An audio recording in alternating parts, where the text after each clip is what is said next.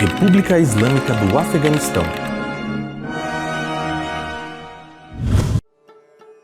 O Afeganistão é um país sem litoral que está localizado no centro da Ásia.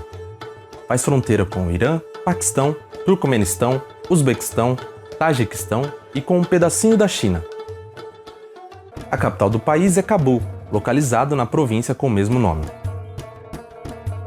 Cabul é a mais populosa e maior cidade do Afeganistão, com mais de 4 milhões de habitantes. As outras duas maiores cidades do país são Kandahar, com cerca de 600 mil habitantes, e Herat, com aproximadamente 400 mil habitantes, cidade que é vista como um importante centro cultural do país. Apesar de possuir vários rios e reservatórios de água, grande parte do país sofre com secas. Durante a primavera, a neve derretida das montanhas até abastece os rios e lagos. No entanto, 2/3 da água do país fluem para os países vizinhos. Aproximadamente vivem hoje no Afeganistão cerca de 35 milhões de pessoas. A população provém de uma mistura de vários grupos étnicos. Entre os principais estão os Pashtuns, que compõem cerca de 45% da população. Em seguida vêm os Tajiks, que respondem por 28% dos habitantes. E entre os outros grupos destacam-se os Hazaras e os Uzbeks, representando 10% cada um. Quem nasce no país tem a nacionalidade afegão ou afegani. O Afeganistão tem 2 idiomas oficiais, o Dari e o Pashto. No Afeganistão, a religião desempenha um papel fundamental, tanto na política como na cultura. O Islã é a principal religião do país, sendo praticado por cerca de 99% dos afegãos.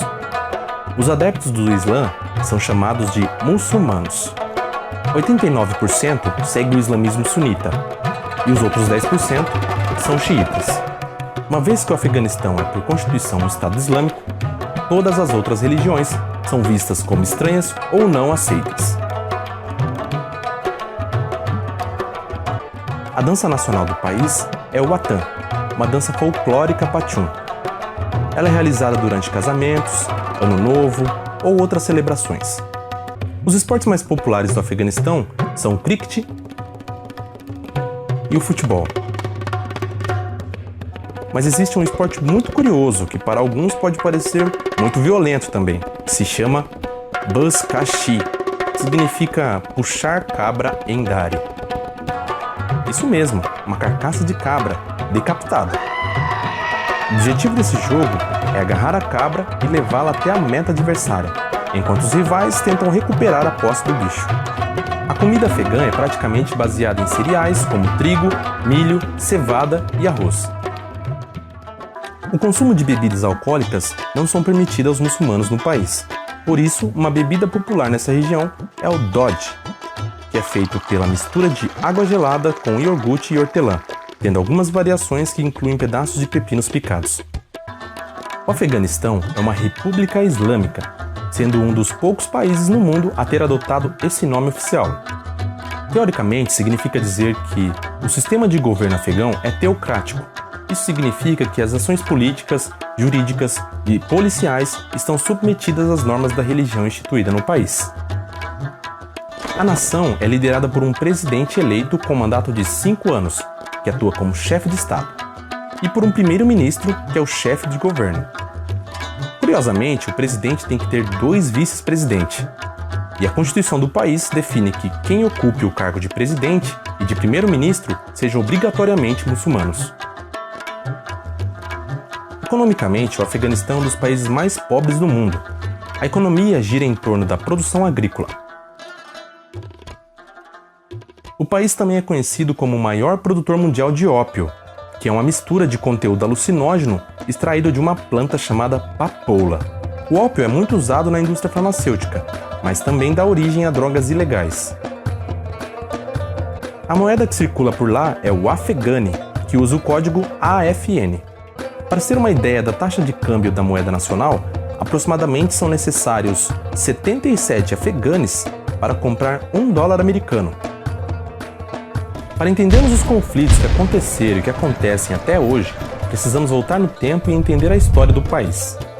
Desde a antiguidade, a região onde hoje é o Afeganistão tem sido objeto de invasões e conquistas.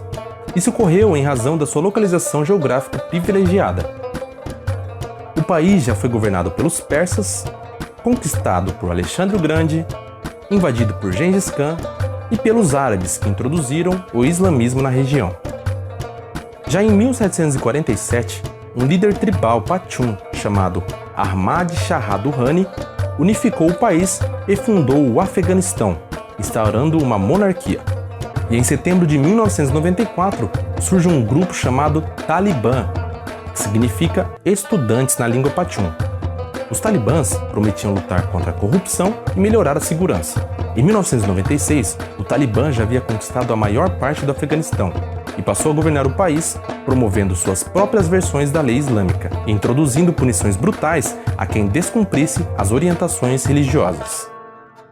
Mas o Talibã causou mais preocupações ao permitir que outros grupos terroristas se abrigassem no país, como por exemplo a Al-Qaeda, liderada por Osama Bin Laden. Após o 11 de setembro, o governo dos Estados Unidos suspeitava de Bin Laden como autor dos ataques e exigiu que o Talibã o entregasse. Mas o grupo se recusou. Então, em outubro de 2001, os Estados Unidos invadem o Afeganistão e em poucos meses derruba o governo de terror do Talibã. E assim, um novo governo eleito democraticamente foi formado. As tropas americanas permaneceram no Afeganistão para ajudar a estabilizar o país e apoiar um governo forte. Apesar dos esforços, a luta prosseguiu e o Talibã continua a exercer pressões no país por meio de ataques e atentados terroristas, a fim de retomar o poder no Afeganistão.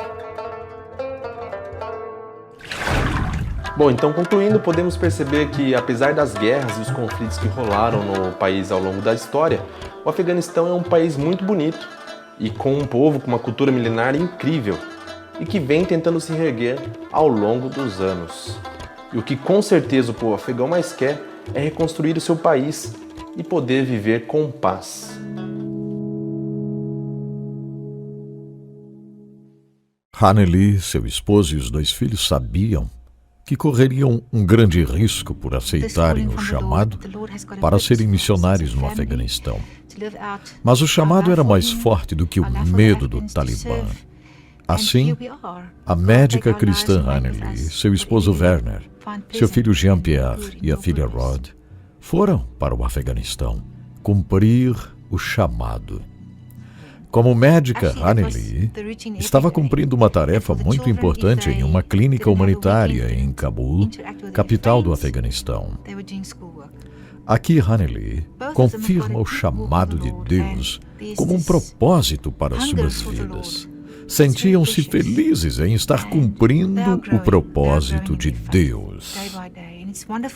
Naquele dia, autoridades internacionais haviam alertado que poderia haver um ataque do Talibã a Cabul, mas Haneli jamais imaginou que este ataque afetaria sua vida para sempre. Ao ligar para sua família mais tarde naquele dia, estranhou, pois ninguém atendia o telefone. Então se dirigiu para casa e de longe viu que o fogo estava consumindo a residência. Mas o pior havia acontecido. O Talibã tinha atacado sua família. Foram mortos seu esposo e suas 2 crianças. Jean-Pierre, com 17 anos, e Rod, com 15 anos. Haneli foi para a África do Sul com os corpos de sua querida família. E após o sepultamento, voltou para o Afeganistão para continuar o chamado. Ela diz aqui que enquanto seu esposo e filhos tão queridos estão glorificando a Jesus na eternidade, ela precisa terminar a sua corrida e cumprir o propósito de Deus para a sua vida, como uma médica missionária. Será que estamos dispostos a dar a nossa própria vida por amor ao Senhor Jesus? Ore muito pelos missionários no Afeganistão.